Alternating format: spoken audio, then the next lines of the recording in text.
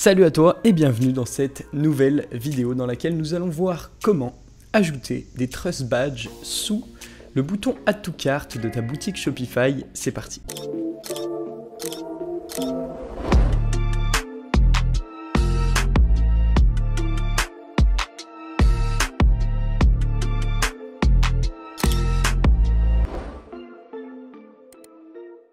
Comme dans notre habitude, on se trouve sur un thème début vierge, ça marche sur tous les thèmes et on va voir directement quel process on va utiliser pour mettre en place cela. Alors on va avoir besoin d'un seul truc pour avoir des petits icônes assez stylés, on pourrait mettre des images, mais on va le faire avec des icônes dans un premier temps, c'est la librairie Font Awesome. Donc là on va aller checker ça, on va aller direct dans la galerie d'icônes qu'on va trouver ici. Et voilà, c'est une librairie d'icônes gratuite. Il y en a des payants, mais nous on va utiliser seulement les gratuits et ça fera largement l'affaire. Un icône sur Font Awesome ou même n'importe quel type d'icône, tant que c'est pas une image, c'est considéré comme du texte. Ça veut dire que tu peux changer sa taille, comme si c'était une taille de police, ou sa couleur, par exemple. Tu peux même mettre un fond, appliquer n'importe quel type de CSS que tu veux. Maintenant, on va trier par free et on va voir qu'on a déjà accès à vraiment pas mal d'icônes. Donc ce qu'on va faire dans un premier temps, c'est qu'on va aller dans notre fichier theme.liquid et on va intégrer notre librairie. On va la mettre, alors on va chercher du CSS, voilà, theme.css juste ici, on va la mettre juste au-dessus. Ok, nickel. Donc là on l'a collé juste là, évidemment tu pourras récupérer tout le code en bas de cette vidéo. Et au fait, j'ai oublié, n'oublie pas de t'abonner à cette chaîne YouTube, ça fait toujours plaisir et ça permet de soutenir un petit peu ce travail. Alors maintenant on continue et ce qu'on va faire, la première étape, ça va être d'identifier l'endroit dans lequel on va ajouter ces badges. Donc je vais prendre un featured product par exemple.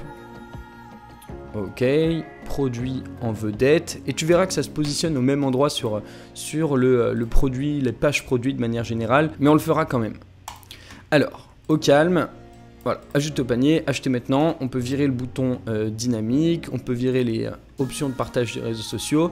J'ai pas de description, peut-être que j'ai un autre produit avec une description, on va voir, ce sera peut-être un petit peu plus stylé. Voilà, j'ai un autre produit avec une description, c'est nickel. Ok, maintenant il va falloir qu'on retrouve ce bouton ajouter au panier. Donc là je vais le remonter, comme ça on va le voir direct. Hop, ok, donc là, j'ouvre ma console. Et là ça commence à devenir un peu tricky. Mais non, t'inquiète, on est ensemble.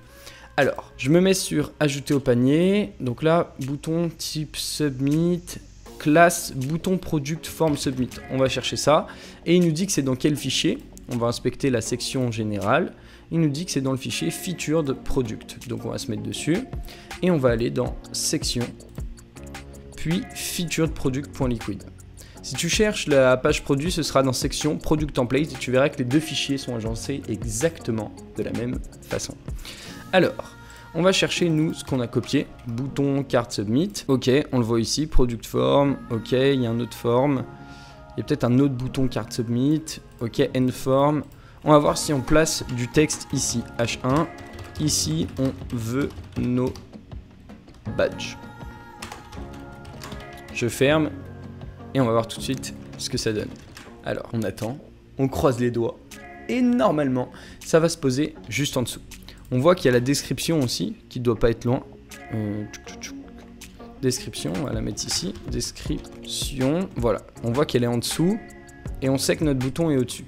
Donc, on va la placer là, et on va voir. Ok, allez Shopify, reste avec nous. Ok, ici, on veut nos badges. C'est bien là qu'on les veut ? Allez, c'est parti, on va les mettre là. Donc, pour appeler maintenant, déjà on va se faire, je pense, on va se faire une box qui entoure tout. Et on va en mettre 4 avec 2 par ligne. Tu me suis? Allez, on fait ça. On fait une div classe entoure tout. Hop. On ferme ça. Et maintenant, on va pouvoir appeler nos icônes. Mais on va faire une sous-div qui va entourer notre icône. Entoure icône. Ok. Ok. Dans cette icône, il y aura quoi? Il y aura techniquement l'icône et il y aura le texte. On peut mettre shipping. Hop, shipping fast. On va mettre ça, shipping fast. Donc là, on clique dessus. S'il veut bien. Getting coffee. Ok. Hop, on met notre icône ici et on met une span pour dire que ce soit sur la même ligne.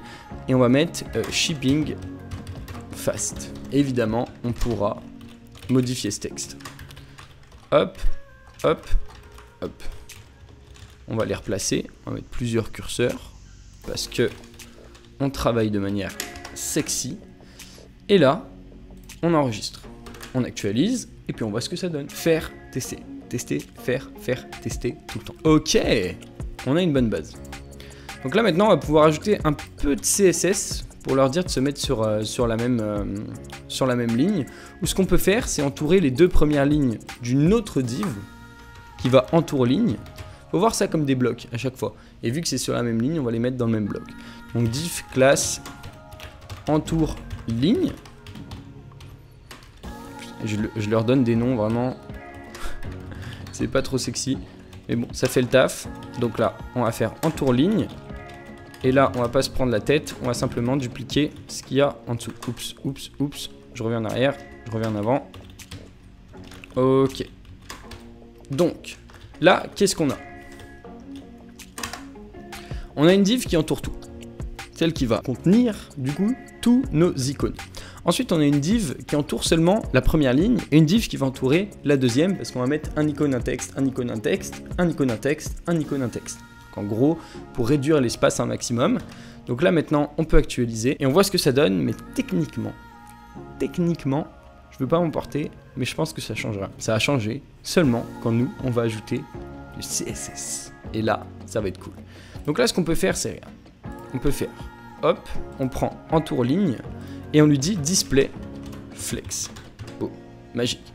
On peut lui dire justify content space between. Comme ça, il va les séparer. Ou space evenly. Space between. Space evenly.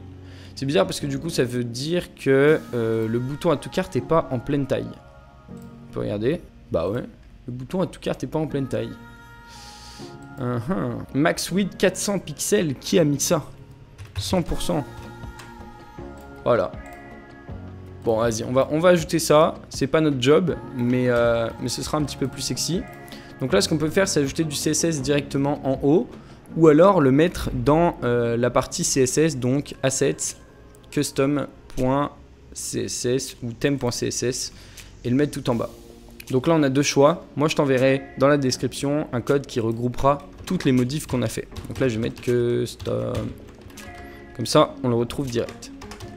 Donc là, je mets mon add to cart en full. Et ensuite, on avait dit qu'on mettait ça sur la même ligne. Comment on le faisait? On va rechecker avec un display flex, justify content space between. Donc là, je peux faire un flex wrap et le mettre à wrap. Comme ça, s'ils se croisent, eh bien, ils reviendront à la ligne. On ne sait jamais, peut-être que le texte peut être un peu long. Pour l'instant, on n'a pas d'exemple, mais sache que ça va bien ensemble et c'est pas mal pour gérer le responsive. Donc, du coup, on se remet sur featured product et nous, alors je vais retrouver mon code, c'était entoure ligne. Là, je me remets dessus, point, on va viser point entoure ligne. Ici, et on va mettre ça. Et vu qu'entoure ligne s'appelle pareil ici et là, eh bien le style va s'appliquer sur les deux. Donc, les deux seront sur la même ligne. Ouais, je sais, c'est beau. On va voir. On va y arriver. Je vais te montrer après comment on peut éditer un petit peu tout ça, retoucher un petit peu le code, changer le texte, changer les icônes. On va voir ça. Ok.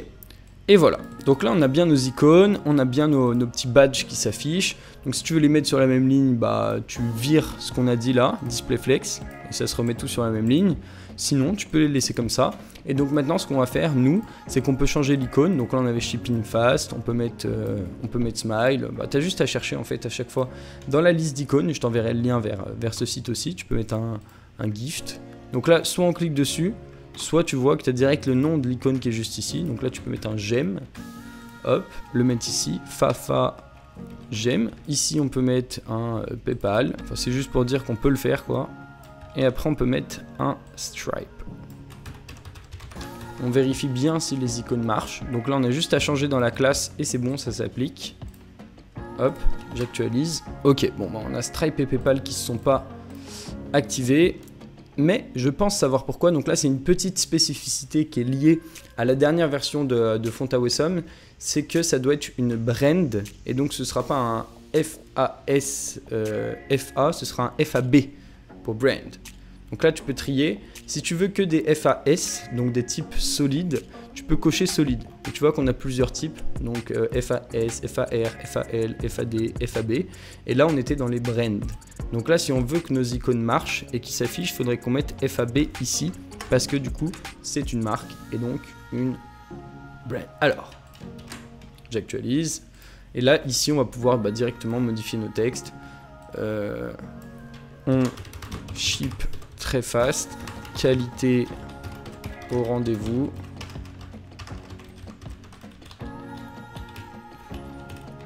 Hop, tu peux payer par Stripe, par PayPal, mais aussi par Stripe.